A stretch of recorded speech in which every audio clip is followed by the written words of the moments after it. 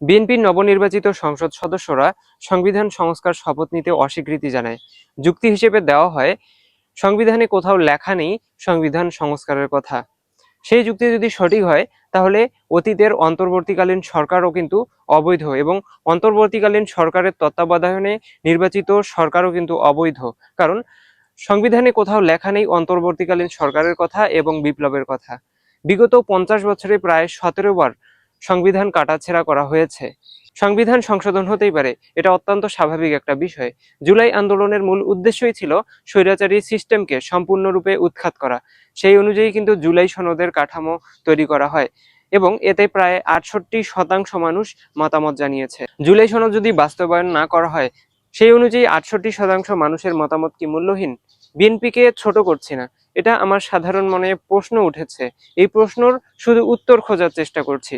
সেই অনুযায়ী দেশ কি পুরনো ধাঁচেই থেকে যাচ্ছে? দেশের জনগণ কি কোনো নতুনত্ব দেখা পাবে না?